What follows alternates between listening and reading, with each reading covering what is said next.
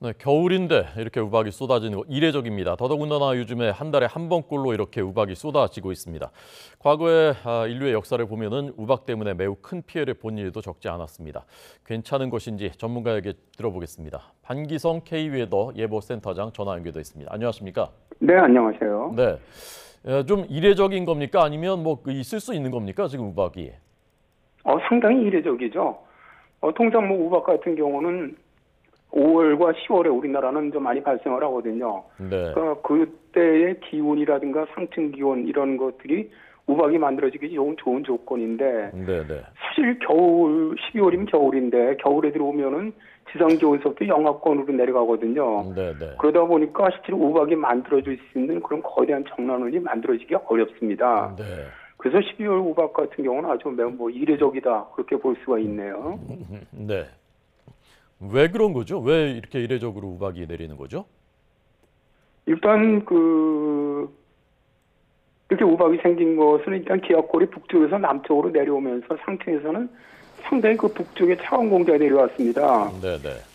보면은 어제 같은 경우 상공 5km의 온도가 영하 한 24도 정도, 1.5km의 상공 기온이 영하 한 8도 정도였는데 지상으로는 그 남서 피공을 타고서는 굉장히 그 따뜻한 기류가 들어왔거든요. 그래서 우리나라 전국 지상 기온이 10도에서 한 17도 사이 정도 네. 기온을 보였습니다. 그러니까 이제 상층과 하층 간의 기온 차이가 매우 커지다 보니까 네. 그렇게 되면 이제 대기 불안정이 심해지거든요. 네네. 그러면서 참 드물게 12월에는 이렇게 이제 거대 정원이 발생하는 게 드문데 발생을 하면서 천둥번개라든가 우박이라든가 돌풍 이런 것들이 같이 발생을 하게 된 거죠. 네.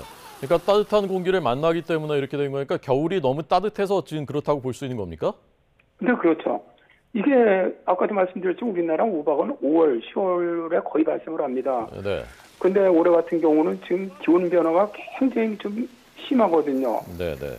그러니까 올해는 지금 10월에는 당연히 우박이 있는 달이니까 많은데 11월에도 지금 우박이 발생했고 또다시 12월에도 이렇게 우박이 발생한 이유는 이 기후변화로 인해서 기온의 진폭이 굉장히 커진 거예요. 그러니까 기온이 올라가면 그 평년 기온보다도 굉장히 높게 기온이 올라가다 보니까 이 지상 쪽은 굉장히 기온이 올라가는데 마침 그때 이제 기압골이 통과하면서 북쪽에 찬 공기가 내려오게 되면은 강력한 대기 불안정이 만들어지게 되는 거죠. 네. 근본적인 원인은 지구 온난화군요, 그러니까.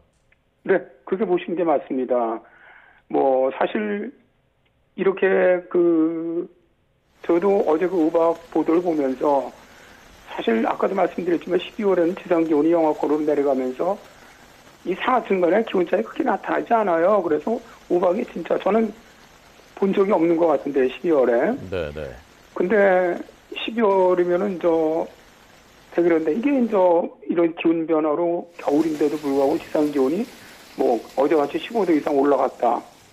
그런데 이제 상층에서는 매우 차가운 공기가 내려온다. 이렇게 되면 언제든 이제는 정말 12월뿐만 아니라 1월에도 우박이 발생할 가능성이 있지 않느냐 그렇게 봅니다. 네. 연중 이제 우박이 쏟아질 수 있고 어제도 시민들이 이런 우박은 처음 봤다라고 많이 놀라셨다는데 2017년 5월에는 야구공만한 수박이 전남 지역에서 해서 차 유리를 뚫은 적도 있다고 하더라고요.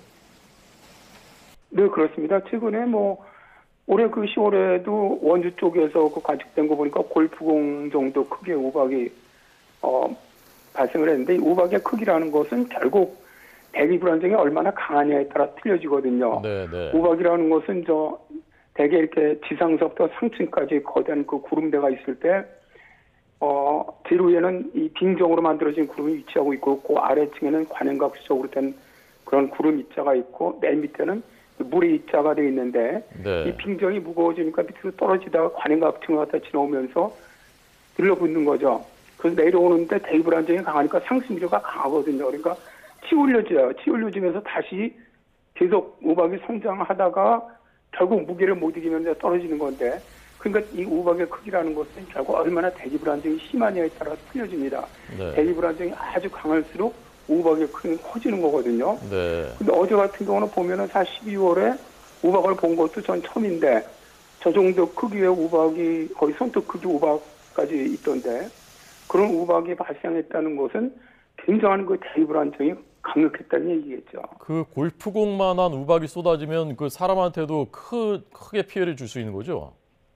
위험하죠. 이게 그 떨어지면서 가속도가 떠서 그 사람이 부딪힐 때는 굉장히 큰 피해를 줄 수가 있고요. 네.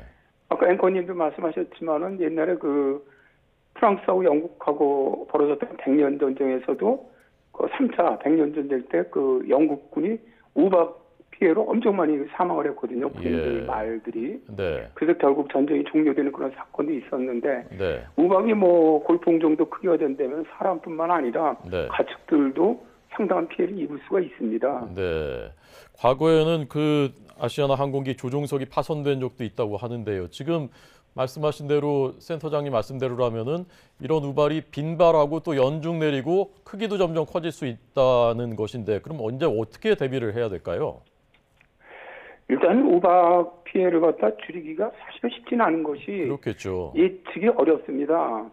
어제도 사실 기상청은 우박 예보를 하지 않았거든요. 네, 네. 그러다가 이제 예보가 우박이 떨어지기 시작을 하니까 서둘러 우박 예보를 냈습니다. 예.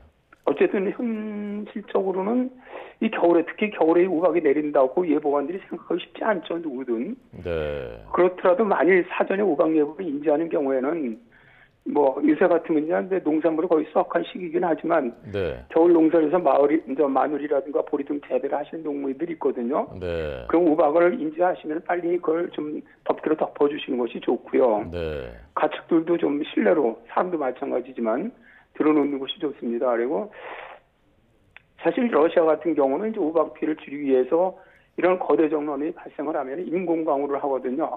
그래서 거의 우박 피해를 95% 이상 줄이는 그런 현재 기술이 있어요. 네, 네. 그런데 이제 우리나라 같은 경우는 아직 인공 강우에 대한 기술력이 약하기 때문에 네. 당분간은 우박 피해를 줄이는 데는 좀 어려움이 있을 것이라고 보고요. 네. 어쨌든 우박 피해를 줄이기 위해서는 특히 이제 산악 쪽으로 지형적으로 산악 쪽에서 우박이 좀 더 많이 발생하는 경향이 있거든요. 네, 네. 그런 지역에 이제 사시는 주민들은 이제 보통 기상청에서 천둥번개가 예상된다. 천둥번개 대개 예상을 이제 해주니까 그런 날은 우박도 가능성이 있다고 생각을 하시고 대비를 해주시면 좋겠습니다. 네, 알겠습니다.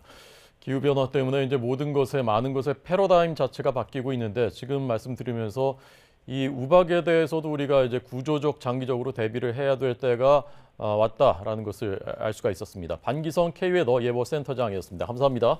네, 고맙습니다.